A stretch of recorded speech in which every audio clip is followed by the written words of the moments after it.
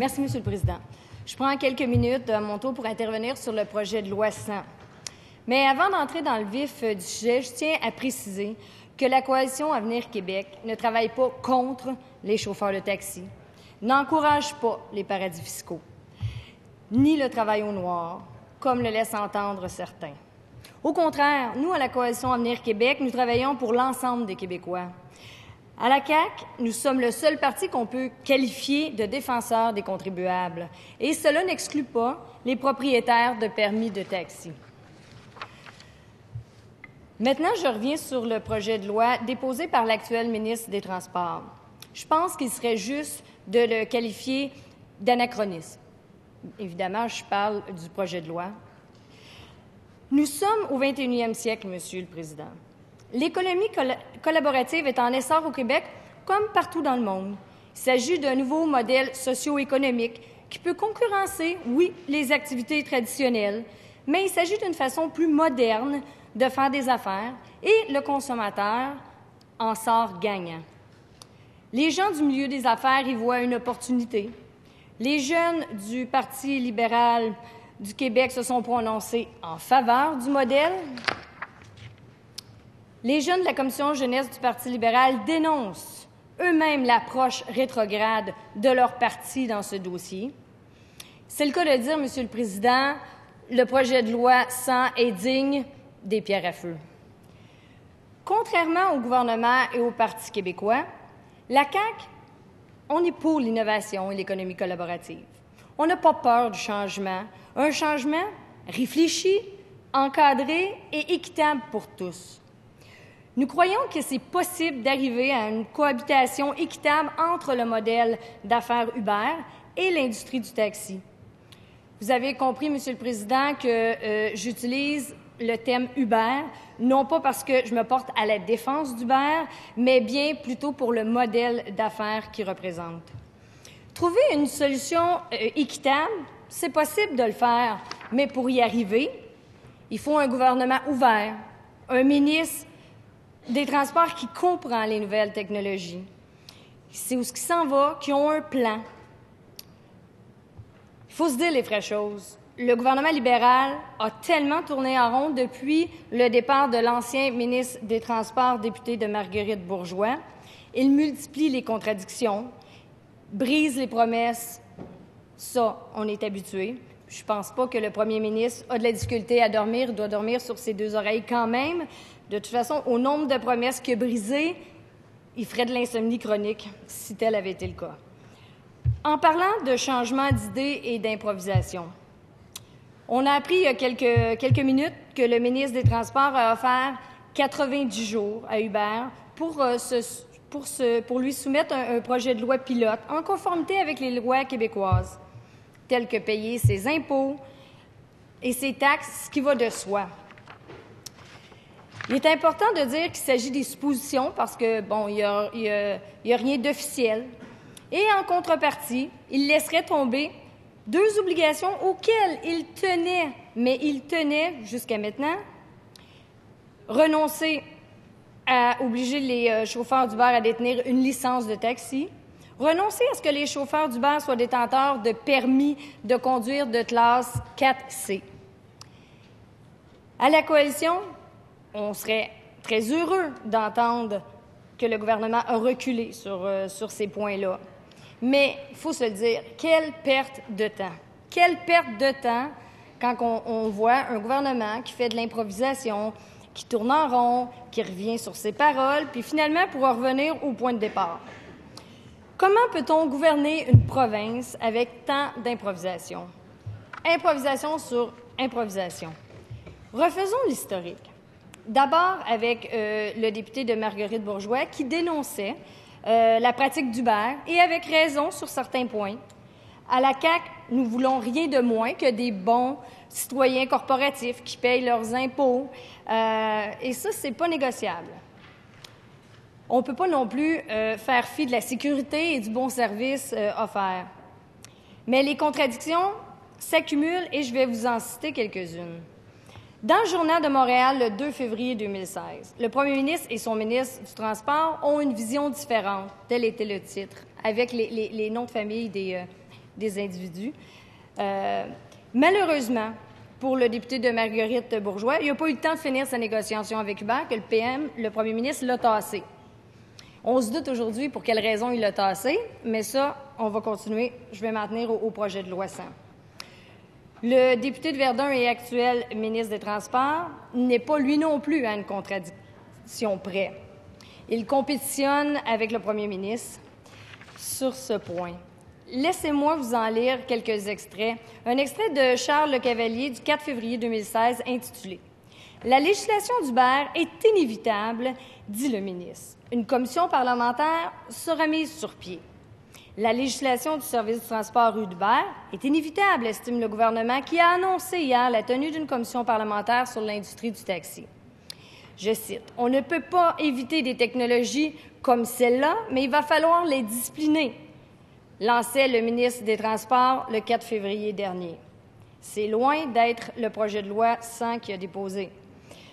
Le nouveau ministre des Transports tiendra donc une commission parlementaire sur l'industrie des taxis le 4 février, je le rappelle. On ne peut pas dire autrement que le ministre a changé son fusil d'épaule depuis le 4 février, aller jusqu'au dépôt du projet de loi 100. Je ne me rappelle pas d'avoir entendu tant de contradictions chez les libéraux. Et à lire l'actualité, je me réjouis parce que je ne suis pas la seule qui a constaté le changement qu'il y a au Parti libéral avec toutes ces contradictions. Ce qu'on voyait rarement avant. Il faut croire que le premier ministre n'a pas juste imposé un virage vert, mais on peut constater que ça vire dans tous les sens au sein du caucus libéral. Le premier ministre lui-même en profonde contradiction avec le projet de loi déposé, parce qu'il a dit « L'économie du partage, les jeunes sont attachés, et ça, c'est une bonne idée. Mais il faut que ça soit encadré pour créer un climat de compétition qui est correct pour tous les autres chauffeurs. On doit se réunir comme société avec les chauffeurs de taxi qu'on veut traiter équitablement et d'autres partenaires pour voir comment on va encadrer ce milieu de façon équitable pour que la compétition soit loyale. » Et ça, c'est les paroles du premier ministre. On est loin de ce qui a été déposé comme dans le projet de loi 100. Vous savez, c'est précisément ce que la Coalition Avenir Québec revendique. Bien, pourquoi que le gouvernement n'a pas déposé un projet de loi dans ce sens? On ne comprend pas. Et aujourd'hui, on veut nous faire porter l'odieux. J'écoutais tantôt la députée, le Parti québécois et Québec solidaire, qui essayait de nous faire porter l'odieux de ralentir les travaux. Non, non, non, Monsieur le Président. S'il y a quelqu'un à blâmer, c'est le gouvernement qui n'a pas fait son travail avec sérieux et avec rigueur quand c'était le temps. Ce qu'on a lieu, c'est d'un gouvernement qui est irresponsable, et il est le seul responsable des délais. C'est toujours bien pas de la faute de la Coalition Avenir Québec si le projet de loi 100 est tout à fait le contraire des propos que le premier ministre a tenus préalablement. Ce projet de loi 100 qui a été déposé ne règle rien. En fait, il pèle le problème par en avant. Il ferme la porte à double tour à toute innovation en ce sens. Les grands perdants de ce projet de loi 100, ce sont les consommateurs québécois. Et ça, c'est inacceptable pour la Coalition Avenir Québec. Trouver un terrain équitable entre les taxis et le concept d'Uber, voilà ce qui aurait dû être fait par le ministre des Transports. La population sait très bien que le gouvernement a échoué dans ce dossier. C'est pas juste moi ou mes collègues de ma formation politique qui le disent. La grogne vient également à l'intérieur du Parti libéral lui-même. J'entendais quelques députés de l'autre côté de la Chambre qui ne sont pas à l'aise avec l'idée d'adopter le projet de loi 100 tel quel. Les jeunes libéraux ont été moins discrets, mais eux autres, il n'y a aucune chance que le premier ministre les tasse, donc ils ont liberté de parole. Nous sommes, Monsieur le Président, en 2016. Seul le cabinet du premier ministre semble ne pas être au même calendrier que nous tous. Les choses changent. Aujourd'hui, C'est pas rare que une personne, un individu va avoir besoin d'un deuxième emploi pour arrondir les fins de mois. Avec ce que propose le gouvernement actuellement dans son projet de loi 100, il serait impossible pour un individu, et ce même à l'occasion, de faire du covoiturage lucratif pour arrondir ses fins de mois. Les règles qui entourent l'industrie du taxi ont été écrites à une époque qui n'est pas la nôtre. Personne ne pensait à des services comme Airbnb quand il est venu le temps de réglementer, par exemple, les établissements touristiques. Les choses changent, le monde évolue et on doit s'adapter. Le défi pour le législateur, dans ce nouveau contexte, est de mettre en place des nouvelles règles qui prennent en considération le fait que des petits joueurs peuvent offrir des services à temps partiel. Maintenant que la technologie facilite la mise en relation entre les prestataires et les bénéficiaires du service, c'est beaucoup plus facile de le faire. C'est sous cet angle que le projet de loi 100, déposé par le gouvernement, est un échec, parce qu'il va empêcher ce mode que pourraient bénéficier certains individus qui veulent bénéficier d'un second revenu. Dans les faits, les Québécois sont des milliers à dénoncer ce manque de vision du gouvernement libéral. Selon les sondages récents, 74 % des Québécois se disaient en février dernier insatisfaits de l'attitude de Québec dans sa gestion de la crise soulevant l'arrivée d'Uber. Chaque membre de ma formation politique peut vous le confirmer. Cet enjeu est important pour les Québécois et il dénonce le fait que le gouvernement préfère mettre des œillères plutôt que d'écouter la population et d'agir en conséquence. Dans le processus législatif, nous devons être à l'écoute de la population qui nous a élus. Nous devons nous assumer que la mise à jour que nous sommes tenus de faire avec les lois reflète le contexte social où nous sommes rendus, ainsi que l'évolution prévisible. Aujourd'hui, c'est Uber, mais pour revenir avec les propos de mon collègue député de Masson, demain, ça sera autre chose. Ça pourrait être Facebook, ça pourrait être Google et des milliers d'autres entreprises innovantes qui seront fermées à l'économie de partage si on adopte le projet de loi 100. Et c'est un incontournable et indispensable pour notre société, là où est-ce qu'elle est rendue. Monsieur le Président, des milliers de Québécois nous ont écrit pour nous dire qu'ils veulent que le gouvernement se range du côté du progrès, de l'innovation, de la réglementation intelligente des nouvelles technologies, parce qu'il est possible de le faire, mais encore faut-il être organisé, avoir une vision. Ce sont des milliers à nous dire par les réseaux sociaux qui veulent que le Québec s'adapte à une économie collaborative du 21e siècle. Ce sont des milliers à dénoncer le projet de loi 100 déposé par le gouvernement. Avec le Parti libéral, les Québécois ont un gouvernement qui défend non pas ses électeurs, mais qui défend les lobbyistes et le statu quo. Quand la coalition Avenir Québec sera au pouvoir, Monsieur le Président, je peux vous assurer que les Québécois pourront compter sur un gouvernement qui défend les contribuables et qui travaille à relancer le Québec.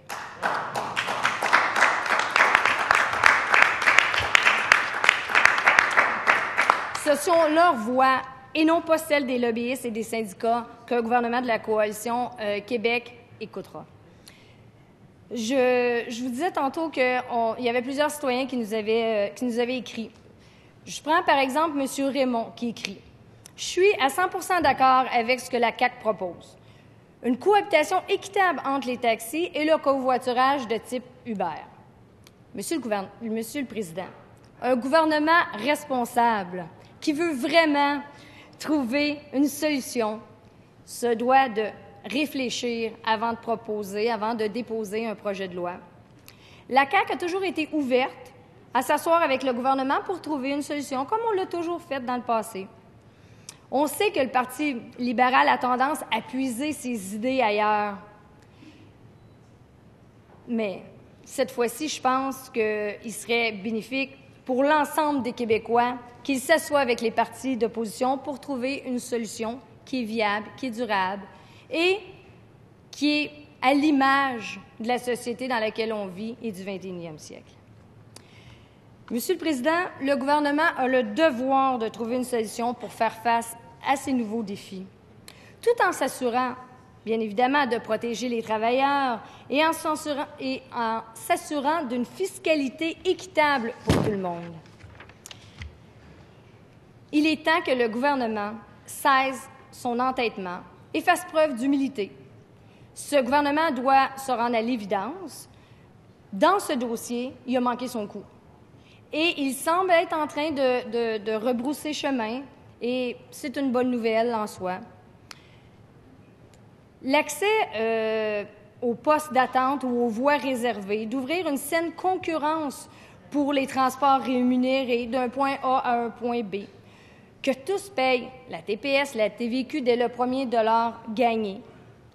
Il y a des voies de compromis qui existent, qui sont possibles pour incorporer le covoiturage commercial dans un cocktail de transport offert aux consommateurs.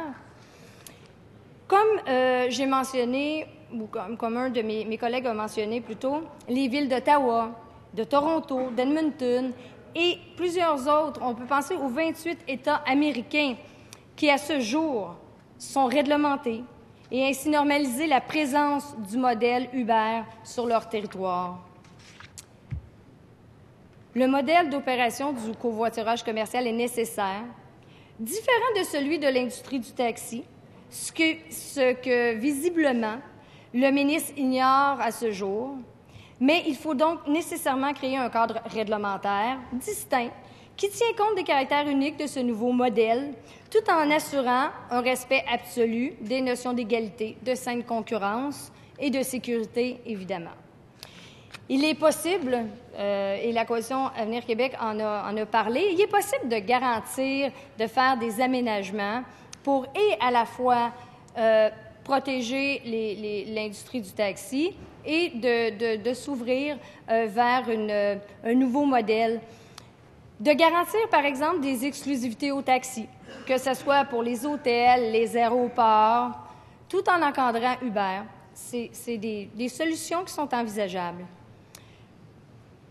En terminant, je reviens sur mes remarques initiales en ce qui concerne l'incohérence de ce gouvernement relatif au dépôt du projet de loi 100. Parce qu'au final, il faut se le dire, il est là le problème.